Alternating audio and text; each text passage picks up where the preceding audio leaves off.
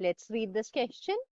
The question says, analyze any three main features of the French Constitution of 1791.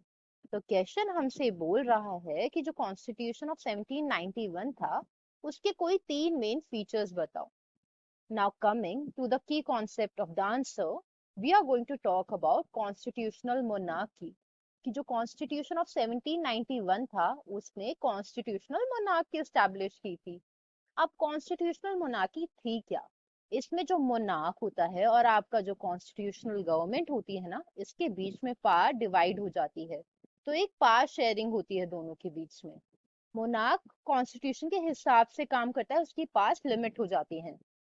Now coming to the main body of the answer, जो constitution था 1791 का, उसने जो laws बनाने की power थी वो नेशनल असेंबली में वेस्ट करती थी, जो कि इनडायरेक्टली इलेक्टेड होती थी. जो पास होती थी गवर्न करने की कंट्रीज को, वो डिवाइड कर दी थी कॉन्स्टिट्यूशन ऑफ 1791 ने तीन ऑर्गन्स के बीच में: legislature, executive and judiciary.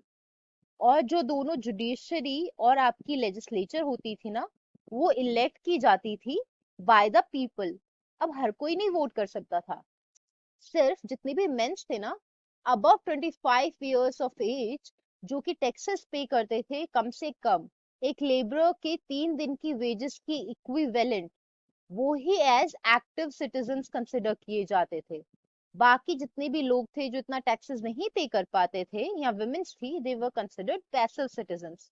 They were not entitled to vote. और जो मोनार्क के पास थी, इस कॉन्स्टिट्यूशन ने उनको लिमिट कर दिया था. ज्यादातर पास लेजिस्लेचर के हाथों में दे दी गई थी.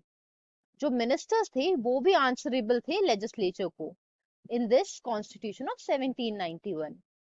So the final answer to the question of analyze any three main features of the French constitution of 1791 was as follows. Hope you understood it well. Best of luck. Thank you so much.